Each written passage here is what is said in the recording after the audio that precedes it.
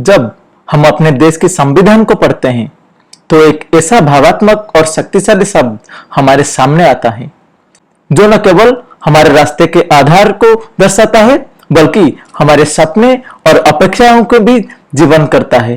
Preamble. सोचिए, एक समय था जब हमारे पुरखों ने आजादी के लिए खून पसीना एक कर दिया था। उन्होंने अपनी जान तक दांव पर लगा दी थी और आज ये प्रियम्बल हमारे वीरों का सपना है। एक नई रोशनी की कहानी, एक नई सुबह की शुरुआत। प्रियम्बल का ये प्रारंभिक भाग एक आवाज जो हमारे देश के हर कोने से सुनाई देती है, एक परिवर्तन की पुकार, एक जुनून जो हर एक के दिल में जगती है। और ये जुनून हमें याद दिलाता है कि हम जो सपने देखते हैं उन्हें सच करना हमारा फर्ज है। Hello and welcome to the state trap simplified with doctor Ajay. Indian polity lecture series का 5th लेक्चर है आज, जिनमें हम प्रियम्बल के बारे में डिस्कस करेंगे। प्रियम्बल अमेरिकन कॉन्स्टिट्यूशन विश्व का ऐसा पहला कॉन्स्टिट्यूशन था जो एक प्रियम्बल के साथ शुरू होता था, the American constitution. The term preamble refers to the introduction और प्रीफेस टू द कॉन्स्टिट्यूशन। क्या बोला जाता है? यह बोलता है कि प्रियम्बल क्या दर्शाता है? इट इज द इंट्रोडक्शन और प्रीफेस टू द कॉन्स्टिट्यूशन। ये जो संविधान है उसका प्रस्तावना है, ये उसका प्रीफेस है। It contains the summary and essence of the constitution. ये जो प्रियम्बल, ये संविधान का सार या मूल तत्वों का संक्षिप्त रूप में वर्णना की है, संक्षिप्त रूप है। एन ए पालकीवाला ने बोला है कि it is the identity card of the constitution. One of the constitutional experts N A Palkhivala, उन्होंने कहा क्या, ये जो प्रियम्बल है वो कॉन्स्टिट्यूशन का आइडेंटिटी कार्ड है। और प्रियम्बल को और भी क्या बोला जाता है? ये इंट्रोडक्टरी स्टेटमेंट है, इंट्रोडक्टरी टू द कॉन्स्टिट्यूशन। ये दर्शाता है कि भारत का संविधान का प्रिंसिपल्स क्या है, उसका फिलोसॉफी क्या है और उसका पर्पस क्या है। At the same time it reflects the aspirations of the people. लोगों का एस्पिरेशन क्या है? हम किसी भी देश की बात करें, किसी भी राष्ट्र के संविधान की बात होती है तो उसका प्रियम्बल ये लोगों का एस्पिरेशंस क्या है उसके बारे में बताता है। The fundamental values of the principle, राज्य के वो फंडामेंटल वैल्यूज क्या है, कैसे एक देश का शासन चलता है, how the country, how the state is being governed. और जो भारत का जो प्रियम्बल है आज तक सिर्फ एक बार ही उसको अमेंड किया गया है, वो 42nd कॉन्स्टिट्यूशनल अमेंडमेंट एक्ट के तहत सिर्फ एक बार। साल था कब? 1976। The preamble as it is. We, the people of India, have been solemnly resolved to constitute India into a sovereign, socialist, secular, democratic republic and to secure to all its citizens justice, social, economic, political, liberty of thought, expression, belief, faith and worship, equality of status and of opportunity, and to promote among them all fraternity, assuring the dignity of the individual and the unity and integrity of the nation. In our Constituent Assembly, this 26th day of November 1949, do hereby adopt, enact and give to ourselves this Constitution. ये था भारत का संविधान का preamble. इसको हम in details discuss करेंगे one by one. और the values, क्या क्या उसमें वैल्यूज है, the terms like sovereign, socialist, secular, ये जो टर्म्स है इन सबको इन डिटेल्स में डिस्कस करेंगे। इंग्रेडिएंट्स क्या है प्रियम्बल में? ये जो भारत का संविधान का जो प्रियम्बल हम बोलते हैं उसमें की कंपोनेंट्स क्या है, की कंपोनेंट्स क्या है, इंग्रेडिएंट्स क्या है इसमें, जाकि जो भारत का जो कॉन्स्टिट्यूशन का कोर वैल्यूज, फिलोसॉफी, ऑब्जेक्टिव सबको बांध के रखता है। पहला है द सोर्स ऑफ अथॉरिटी। वो अधिकार का स्रोत क्या है, सोर्स क्या है अथॉरिटी का, अधिकार का वो सोर्स क्या है। हम भारतीय, द पीपुल ऑफ इंडिया, संविधान का अधिकार का स्रोत है कि हम जो भारत के लोग हैं, they are the source of authority. That means people, they are the source of authority. This signifies, ये क्या दर्शाता है, वो बोलता है कि अल्टीमेट पावर, अल्टीमेट सोवरेनिटी किनके हाथ में होता है, लोगों के हाथ में है, पीपुल के हाथ में है। इसलिए बोल रहा है कि वो कॉन्स्टिट्यूशन लोगों के द्वारा बनाया गया है, लोगों के लिए बनाया गया है। जो संविधान है, जो कॉन्स्टिट्यूशन है, वो लोगों के लिए बनाया गया है और लोगों के द्वारा बनाया गया है। कोई बाहरी, कोई एक्सटर्नल अथॉरिटी, जैसे कि 1947 से पहले ब्रिटिशर्स थे, राइट, उन जैसे कोई एक्सटर्नल अथॉरिटी का इंटरफेरेंस उसमें नहीं था। सेकेंड क्या बोल रहा है, नेचर ऑफ द स्टेट। वो बोल रहा है कि जो स्टेट का नेचर क्या होगा, वो भारतीय स्टेट, भारतीय राज्य की प्रकृति क्या होगा, क्या होगा, to constitute India into a sovereign socialist secular democratic republic. क्या बोल रहा है, भारत को एक sovereign socialist secular democratic republic में ही जाना जाएगा। यही है भारतीय स्टेट का, इंडियन स्टेट का नेचर। बोल रहा है, वो बोल रहा है कि सोवरेन स्टेट होना चाहिए, sovereignty, that means the supreme authority to make laws, sovereignty. इसको बोलते हैं सुप्रीम पावर, सर्वोच्च क्षमता जो बोलते हैं। India is independent state, India independent है, इंडिया के पास इंडिपेंडेंस है, वो खुद को शासन कर सकता है और इसका रूल रेगुलेशन, लॉज की बात करें, कोई भी डिसीजन है वो सब खुद लेता है, भारत, इंडिया लेता है, विदाउट एनी इंटरफेरेंस। कोई बाहरी ताकत, कोई एक्सटर्नल फोर्स, उनका कोई भी किसी भी तरीके से इंटरफेरेंस भारत के संप्रभुता, भारत का सोवरेनिटी पे नहीं है।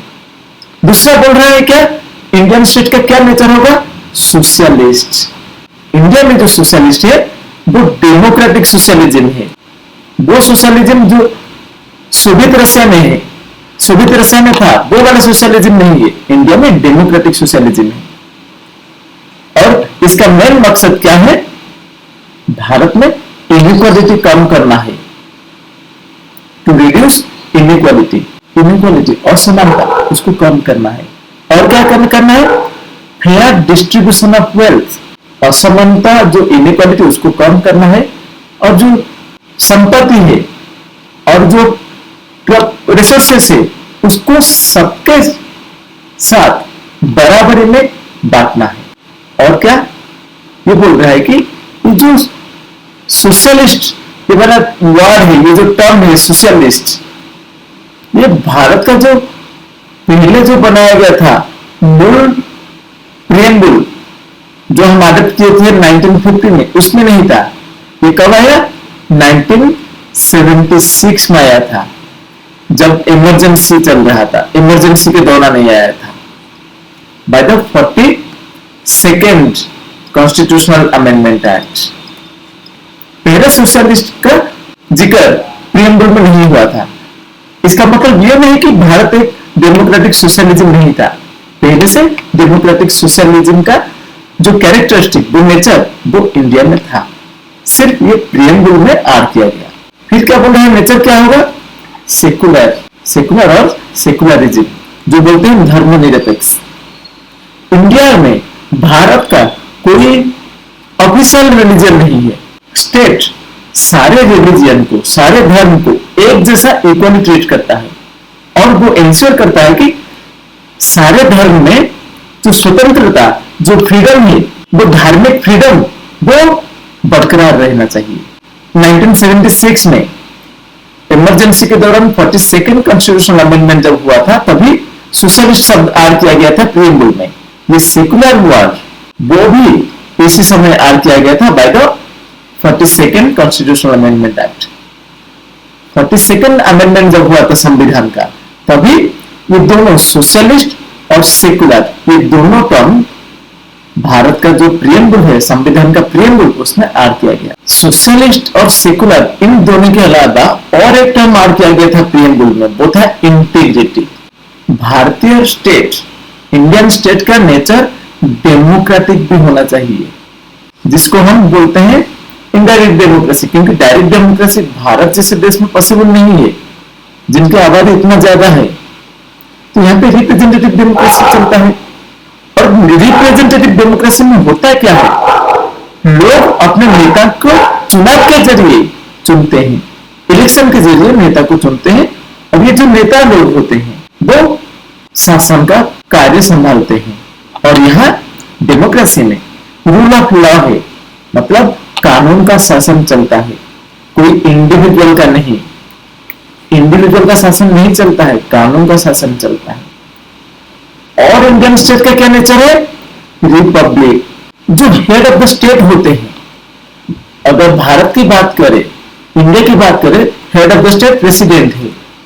वो बोल रहा है कि जो हेड ऑफ द स्टेट, जो राष्ट्र बा स्टेट का हेड होते हैं, वो इलेक्ट होते हैं, he or she has been elected, वो नॉमिनेटेड नहीं होते हैं।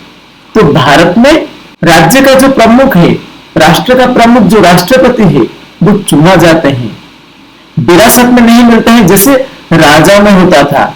आज राजा का बेटा राजा नहीं होगा, राजा वही होगा जो काबिल होगा। तो जैसे हम ब्रिटेन की बात कर रहे हैं, वहां पे हेरिडिटरी बेसिस में होता है, राजा के बाद उनका बेटा, उनके बाद उनका बेटा, तो on the basis of heredity, जो बोलते हैं वंशानुक्रमिक। लेकिन भारत में the head of the state is elected, is not nominated और सिलेक्टेड। फिर तीसरा इंग्रेडिएंट हम क्या बोल सकते हैं, पहला हो गया सोर्स ऑफ अथॉरिटी, दूसरा हो गया नेचर ऑफ द स्टेट, तीसरा क्या होगा, ऑब्जेक्टिव ऑफ द कॉन्स्टिट्यूशन। तो भारत का संविधान है, उसका ऑब्जेक्टिव क्या है, जो प्रियम्बल दर्शाता है, ये बोल रहा है कि जो संविधान का मुख्य उद्देश्य क्या है, ऑब्जेक्टिव क्या है, बोल रहा है क्या, न्याय, स्वतंत्रता, समानता और बंधुत्व। क्या क्या है, बोले justice, liberty, equality and fraternity. Objective क्या है कॉन्स्टिट्यूशन का, justice, social, political, economic, liberty of thought, expression, belief, faith and worship, equality of status and of opportunity, fraternity, it's a brotherhood assuring dignity of the individual and unity and integrity of the nation। ये जो चारों है, इसको secure करना है to all citizens. सो बोल रहा है कि चार ऑब्जेक्टिव है। क्या क्या वो ऑब्जेक्टिव है, न्याय, न्याय का अर्थ है सामाजिक, आर्थिक और राजनीतिक क्षेत्रों में सबके साथ समान और उचित व्यवहार करना। बोल रहा है कि जस्टिस, हम बोले justice, liberty, equality and fraternity. तो जस्टिस कैसा होगा, कौन सा जस्टिस, बोल रहे जस्टिस हर तरह का होना चाहिए, सोशल, सामाजिक, इकोनॉमिक, आर्थिक, पॉलिटिकल, राजनीतिक। तो बोल रहे social, economic and political justice ensure करना है, हर क्षेत्र में जस्टिस इंश्योर करना है। बोल रहे सोशल जस्टिस, कैसे सोशल जस्टिस इंश्योर हो पाएगा, ये जो डिस्क्रिमिनेशन है on the basis of caste, caste को लेके, रिलीजन को लेके कोई डिस्क्रिमिनेशन हो रहा है, उसको दूर करना है, उसको इरेडिकेट करना है। सो जो डिस्क्रिमिनेशन हो रहा है उसको हटाएंगे तो हम सोशल जस्टिस इंश्योर कर पाएंगे। इकोनॉमिक जस्टिस कैसे होगा, जो इनइक्वालिटी है इसको रिमूव कर लेंगे तो इकोनॉमिक जस्टिस आ जाएगा। इनइक्वालिटी कैसे रिमूव करेंगे, ये जो वेल्थ की बात कर रहे हैं, प्रॉपर्टी की बात कर रहे हैं, अपॉर्चुनिटी की बात कर रहे हैं, वो सबको एक जैसा, सबको समान अधिकार देना चाहिए।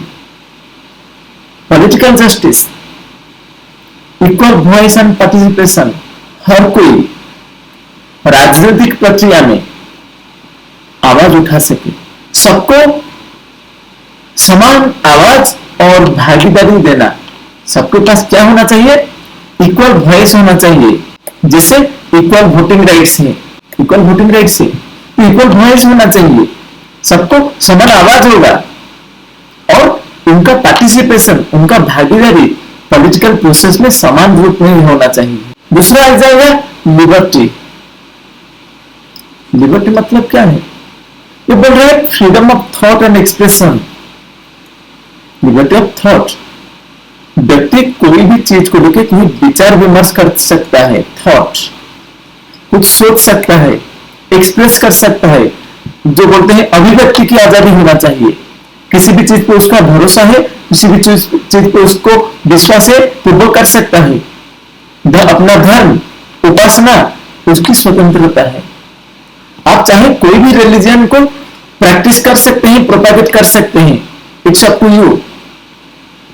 ठीक है, तो बोल रहा है कि ये जो लिबर्टी की बात कर रहे हैं फिर वो इंडिविजुअल राइट्स उसको प्रोटेक्ट करेगा। इक्वालिटी क्या बोल रहा है? इक्वल स्टेटस एंड अपॉर्चुनिटी, उसकी इक्वालिटी बोल रहा है कि सबको, सारे जितने भी सिटीजन्स है, जितने नागरिक है, सभी नागरिकों के लिए समान पद और अवसर पैदा करना होगा, समान पद और अवसर देना होगा। और इक्वालिटी का मतलब क्या है? All are equal in the eyes of law. कानून के सामने, लॉ के सामने सब एक जैसे हैं। कोई भी हो, सारे समान है। कोई भी डिस्क्रिमिनेशन, कोई भी भेदभाव नहीं होगा on the basis of religion, धर्म के आधार पे, कास्ट के, जाति के आधार पे, कास्ट के आधार पे, जेंडर के आधार पे। बोल रहे कि किसी भी प्रकार की डिस्क्रिमिनेशन नहीं होगी। और क्या बोल रहा है? फैटर्निटी, फैटर्निटी जो बोलते हैं ब्रदरहुड, बोलते हैं बंधुत्व। ये जो फैटर्निटी है ये क्या करता है? राष्ट्र में ब्रदरहुड और नेशनल यूनिटी, एकता और सद्भाव, हार्मोनी, इसको बढ़ावा देता है। इसके साथ ये इंडिविजुअल और व्यक्ति का डिग्निटी, गरिमा का सम्मान करता है और देश की अखंडता बनाए रखता है। Dignity of the individual and integrity of the nation, dignity of the individual and integrity of the nation.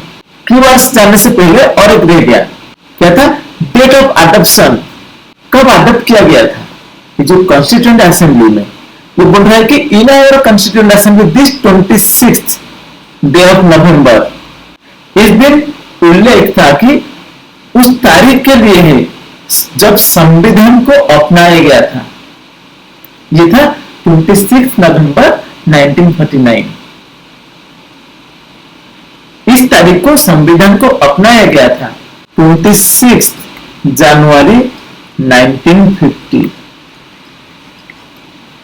उस दिन हम संविधान को लागू किए थे, संविधान लागू हुआ था, जिसको हम गणतंत्र दिवस के रूप में मनाते हैं, republic day. Keywords in the preamble, preamble में कीवर्ड्स क्या है? पहला है sovereignty, completely independent and self governing nation. ये बोल रहा है कि भारत का जो प्रियम्बल है, भारतीय संविधान का जो प्रियम्बल है, उसमें सोवेरेनिटी का मतलब यह दिया गया है कि India is completely independent, Bharat पूरी तरह से स्वतंत्र है, कंप्लीटली इंडिपेंडेंट और सेल्फ गवर्निंग नेशन, और स्वायत्त शासित देश है। खुद को वो शासन कर सकता है, वो खुद को कर सकता है वो।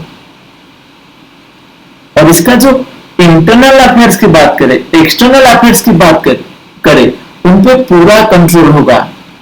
कोई दूसरा कंट्री का अथॉरिटी, कोई दूसरा कंट्री का डिसीजंस भारत के ऊपर नहीं थोपा जा सकता।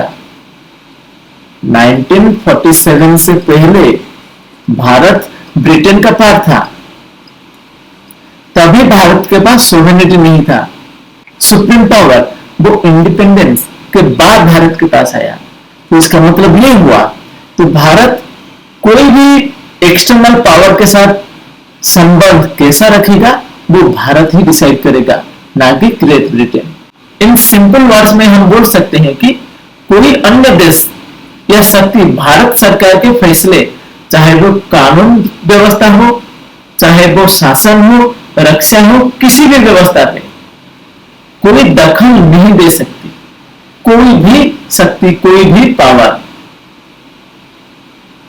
और ये जो सोवरेनिटी है वो दो तरह का है, एक इंटरनल, दूसरा एक्सटर्नल।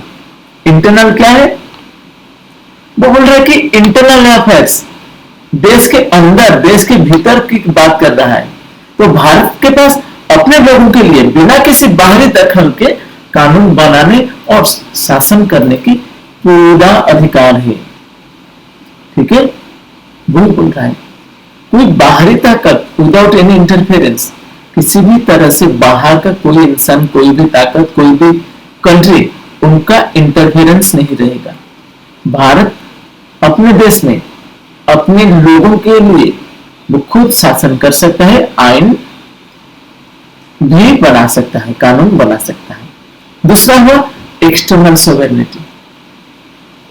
ये बोल रहा है भारत कोई भी बाहरी शक्ति, कोई एक्सटर्नल पावर, कोई दूसरा देश के साथ संबंध रख सकता है। भारत को ये स्वतंत्रता है, वो कोई भी अन्य देशों के साथ अपना विदेश संबंध बनाया सकता है, जो बोलते हैं हम फॉरेन अफेयर्स, फॉरेन रिलेशंस। वो किसी भी कंट्री के साथ रख सकता है, उनके साथ ट्रीटी साइन कर सकता है, एग्रीमेंट साइन कर सकता है। दूसरा सोशलिस्ट। सोशलिस्ट का मतलब क्या है? ये बोल रहा है जो सोशलिस्ट शब्द है वो प्रियम्बल में, इंडियन कॉन्स्टिट्यूशन में क्या सिग्निफाई करता है? गवर्नमेंट का मूल उद्देश्य, गवर्नमेंट का लक्ष्य क्या होना चाहिए? गवर्नमेंट का लक्ष्य यह होना चाहिए टू रिड्यूस इनइक्वालिटी। ये बोल रहा है कि जितने भी लोग हैं, वेल्थ हो गया, इनकम हो गया, स्टेटस, ये सबका अपॉर्चुनिटीज, ये सब कुछ एक जैसा देना चाहिए। इसका उद्देश्य एक ऐसा समाज बनाना है जहां सभी नागरिकों को मूलभूत आवश्यकताएं और समान अवसर उपलब्ध हो सके, इक्वल अपॉर्चुनिटी वो मिल सके।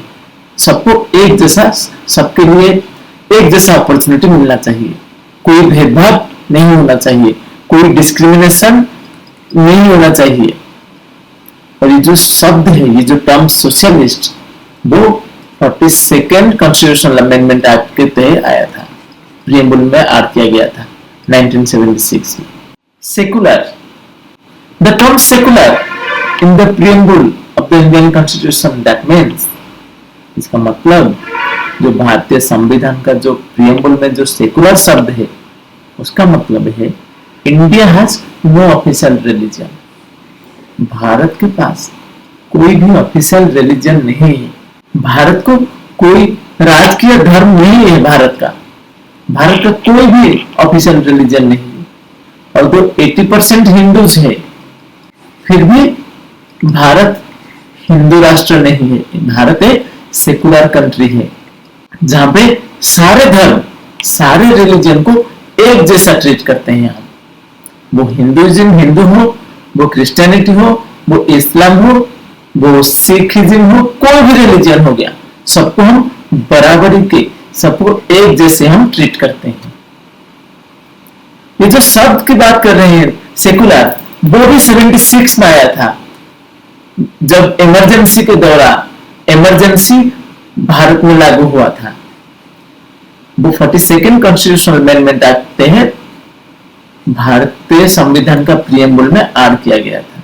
ठीक है, ये और बिलीव करता है क्या? सर्वधर्म समभाव, that means equal respect for all religions. सारे धर्म को इक्वली रिस्पेक्ट करना है, इक्वली ट्रीट करना है, सबके लिए एक जैसा स्टेटस, सबके लिए सपोर्ट वो स्टेट देगा। किसी भी तरीके से, किसी भी प्रकार का स्पेशल प्रेफरेंस और डिस्क्रिमिनेशन स्टेट किसी भी धर्म के साथ नहीं करेगा। और ये जो रिलीजन की बात कर रहे हैं, वो फ्रीडम की बात कर रहे हैं। भारत का संविधान में जो एक फंडामेंटल राइट्स है, उसमें इंश्योर किया गया है freedom of religion. Next, democratic. another key word. The word democratic in the preamble of the constitution means India is a democracy, a country ruled by people. Bharat एक लोकतांत्रिक देश है, भारत एक डेमोक्रेटिक कंट्री है, भारत में डेमोक्रेसी है जहां जनता द्वारा शासन होता है, रूल्ड बाय द पीपुल, लोग शासन करते हैं। मैं भी ये जो जनता द्वारा शासन भारत में इनडायरेक्टली होता है और यहाँ का जो नागरिक है उनके द्वारा चुने गए प्रतिनिधि उनके माध्यम से चलती है, इसलिए तो बोले ना इनडायरेक्टली इलेक्शन। और इनडायरेक्टली वो लोग खुद को शासन करते हैं, इसलिए उसको बोलते हैं हम रिप्रेजेंटेटिव डेमोक्रेसी भी। क्योंकि इतना सारे लोग हैं भारत में, वो डायरेक्ट डेमोक्रेसी पॉसिबल नहीं है, तो उसके लिए हमें इनडायरेक्ट डेमोक्रेसी का मदद लेना पड़ेगा। और इनडायरेक्ट डेमोक्रेसी को हम फिर क्या बोलते हैं? Representative democracy. खुद लोग जाके खुद को शासन नहीं कर सकते डायरेक्टली, उसके लिए उनको एक प्रतिनिधि चुनना पड़ेगा, रिप्रेजेंटेटिव का चुनाव करना पड़ेगा। और क्या है? India is govern by the people, for the people end of the people. It is not only political democracy but also socio economic democracy. ये बोल रहा है कि सिर्फ पॉलिटिकल डेमोक्रेसी देने से, इक्वल वोटिंग राइट्स दे देने से सब कुछ ठीक नहीं हो जाएगा। उसके लिए क्या करना पड़ेगा? सोशियो इकोनॉमिक डेमोक्रेसी एस्टैब्लिश करना पड़ेगा। अंबेडकर ने बोला ये जो पॉलिटिकल डेमोक्रेसी है ये भारत का टॉप सॉइल है ओनली, अंदर जो है वो सोशियो इकोनॉमिक डेमोक्रेसी है। तो डेमोक्रेसी सिर्फ पॉलिटिकल नहीं, सोशल एंड इकोनॉमिक डेमोक्रेसी उसको भी एस्टैब्लिश करना चाहिए। ये भारत का संविधान, भारत का जो प्रेम्बुल है, भारत का संविधान, उसमें कहा गया है। रिपब्लिक, रिपब्लिक का मतलब क्या है? ये जो बोलता है भारत का जो राष्ट्रपति है वो रिपब्लिकन हेड है। दैट मीन्स भारत का राष्ट्रपति वो उनको जनता चुनती है। यहां राजा या रानी जैसे विरासत में मिलने वाला शासक नहीं होते। Republic, India has an elected head of the state.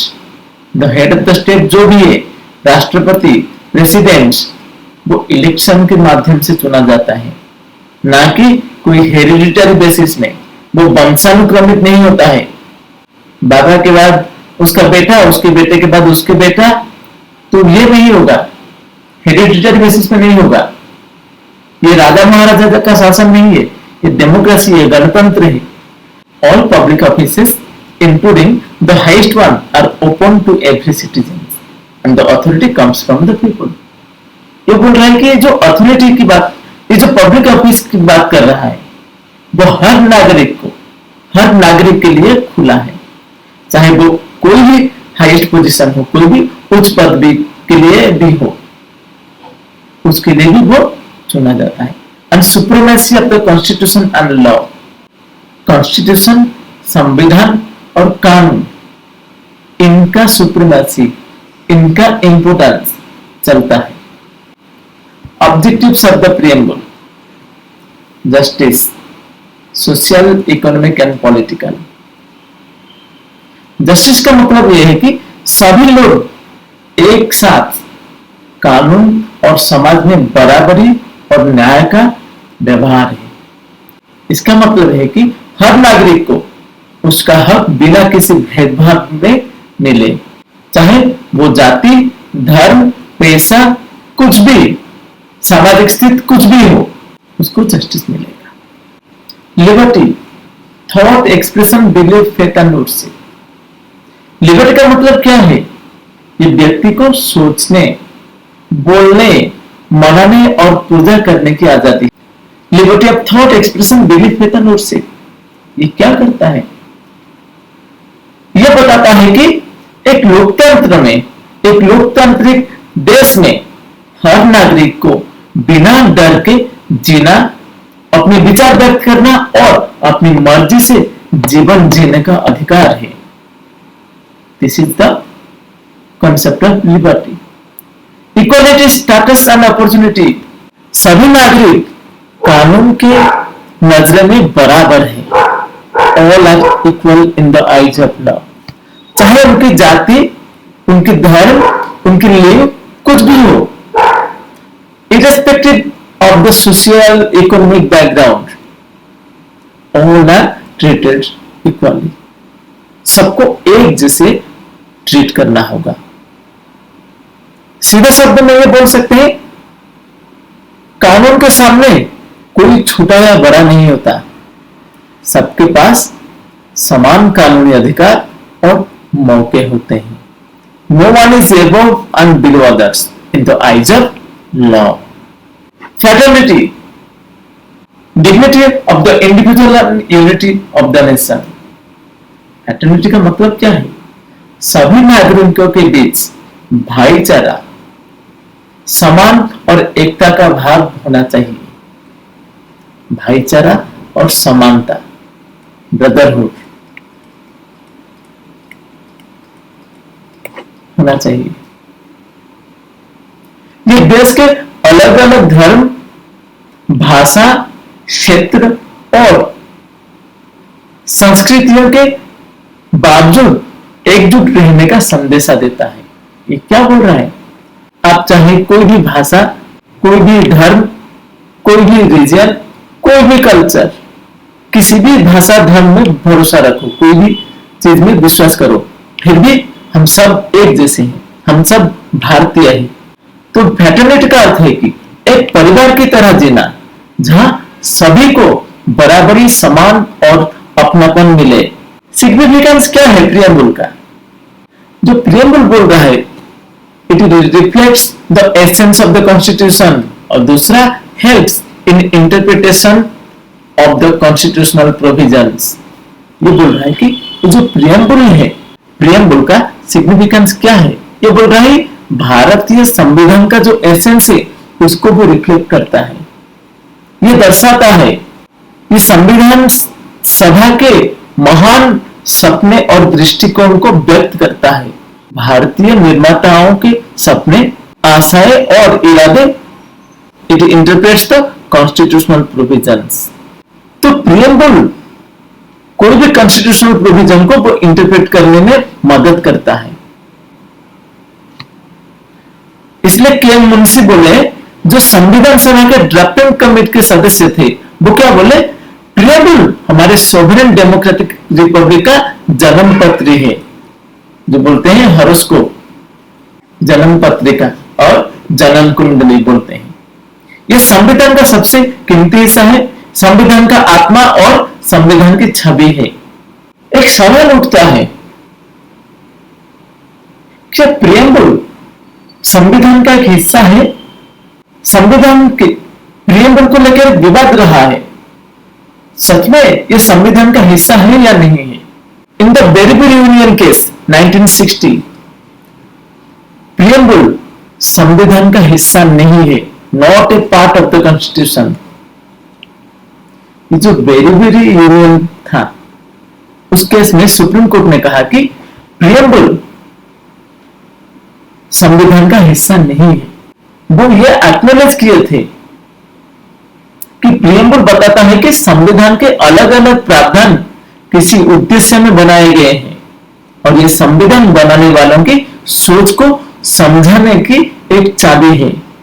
लेकिन इसका सिग्निफिकेंस, इसका इंपोर्टेंस रिकॉग्नाइज करने के बाद भी सुप्रीम कोर्ट ने प्रियम्बल को संविधान का हिस्सा नहीं है बोल दिया कि यह संविधान का पार्ट नहीं है।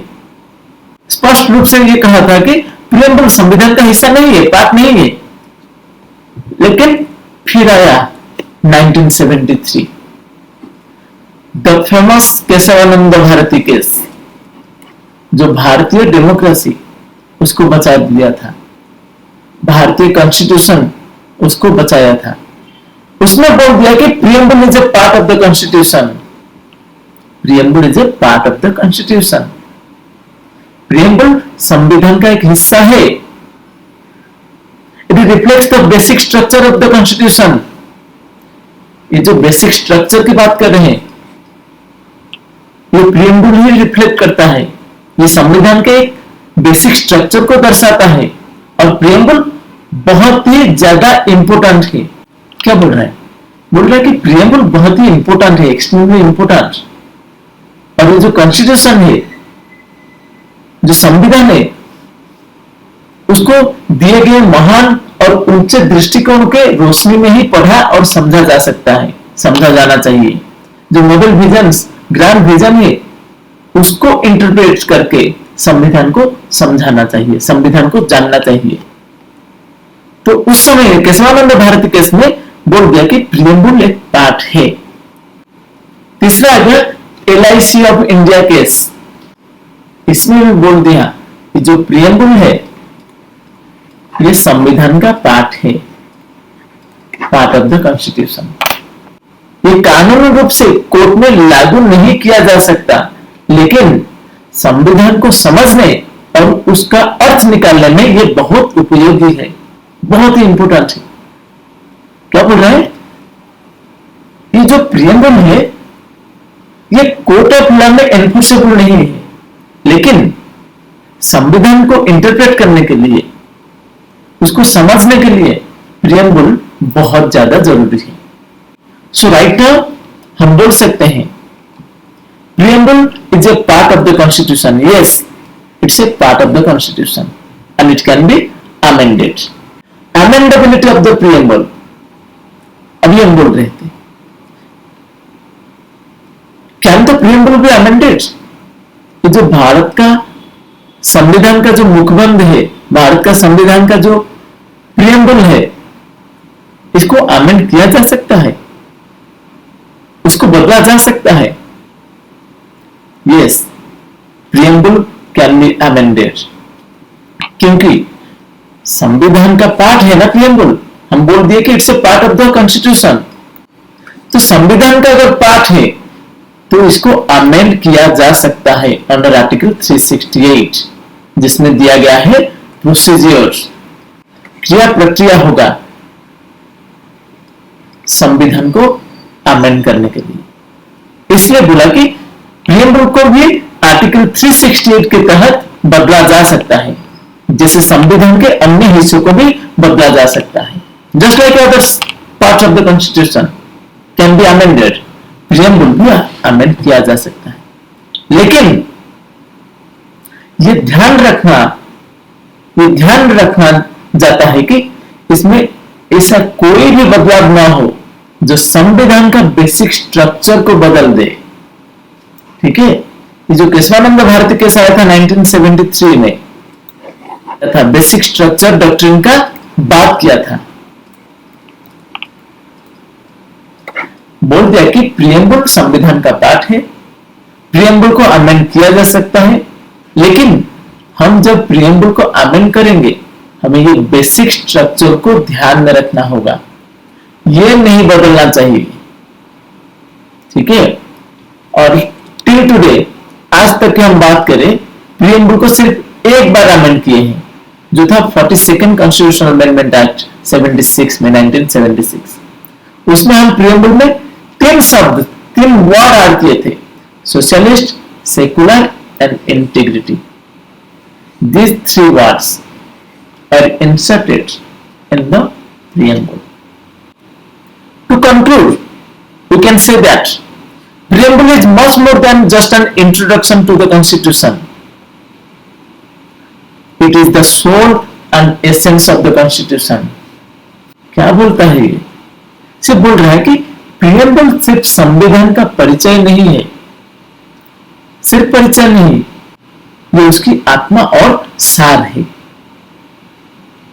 Soul and essence. ये क्या करता है? It reflects the core values and principles.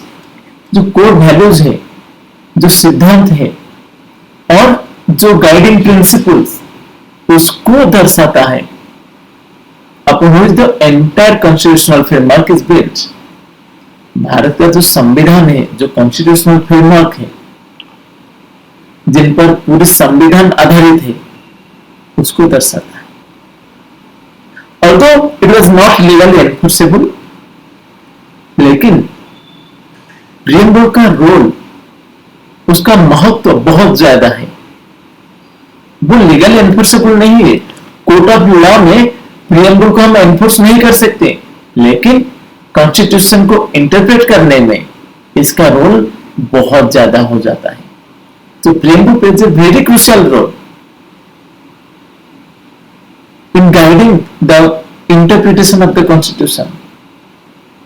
इसके अलावा preamble act as the beacon of hope, unity and purpose. असल में वो बोल रहा है कि प्रियम्बल एक रोशनी के दीपक की तरह है, जो देश के लिए आशा, एकता और उद्देश्य का संकेत देता है। ये हर नागरिक को उनके अधिकारों और कर्तव्यों की याद दिलाता है। ये बोल रहा है कि राइट्स एंड ड्यूटीज, ये दोनों एक सिक्के की दो साइड है, दो पहलू है। सो अधिकार और कर्तव्य दोनों को याद रखना होगा, और यह प्रियम्बल यही काम करता है। भारत के लोकतांत्रिक मूल्यों, सामाजिक सारांशता और राष्ट्रीय एकता, ये क्या बोल रहा है, क्या प्रिजर्व करता है? ये लोगों को अपने राइट्स और ड्यूटीज के बारे में याद दिलाता है। उसके साथ it preserves the democratic spirit, जो गणतांत्रिक मूल्य है, स्पिरिट, सोशल हार्मोनी, सामाजिक समरसता और नेशनल इंटीग्रिटी, जिसको बोलते हैं राष्ट्रीय एकता, उनको बनाए रखने में मदद करता है। This is all about preamble. Let's discuss some of the questions, important questions. What is the correct sequence of the values in the preamble? इसका करेक्ट सीक्वेंस क्या होगा? For that purpose you need to remember the preamble as it is. पूरा preamble को याद रखना होगा। Justice, liberty, equality, fraternity पहला ही है। पहले justice, social, economic, political, liberty of thought, expression, belief, faith and worship, equality of status and of opportunity, and to promote among them all fraternity, assuring the dignity and unity and integrity of the nation. So this is the right answer. Which phrase is not used in the preamble to describe India's governance? कौन सा phrase use नहीं किया गया है? Secular, socialist, Republic and federal. इसको भी याद रखने के लिए, ये क्वेश्चन का आंसर देने के लिए भी हमें प्रियम्बल को याद रखना पड़ेगा। उसमें क्या था? Sovereign, socialist, secular, democratic, Republic. ये जो फेडरल शब्द है ये नहीं है।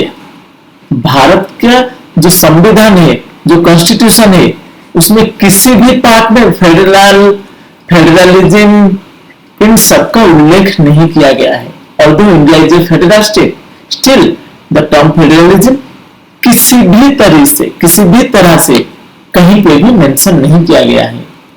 Next question, which word was added to the preamble by the 42nd Constitutional Amendment Act? जो 1976 में कॉन्स्टिट्यूशन में अमेंड किया गया था, जिसको हम मिनी कॉन्स्टिट्यूशन बोलते हैं। ये जो 42nd अमेंडमेंट को मिनी कॉन्स्टिट्यूशन भी बोला जाता है, याद रखो। तो उसमें कौन सा वर्ड ऐड किया गया था? हम जानते हैं 3 वर्ड ऐड किया गया था। एक था सोशलिस्ट, सेक्युलर और एक था इंटीग्रिटी। ये तीनों वर्ड था। तो आंसर क्या होगा? कौन सा वर्ड ऐड किया गया था? इन चारों में से सोशलिस्ट ही होगा। The preamble was officially adopted. Officially कब अडॉप्ट किया गया था? 26 नवंबर 1949।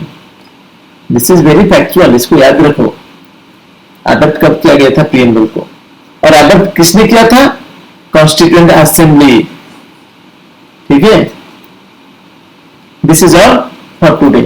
पीडीएफ के लिए join the Telegram channel. Thank you. जय हिंद, जय भारत।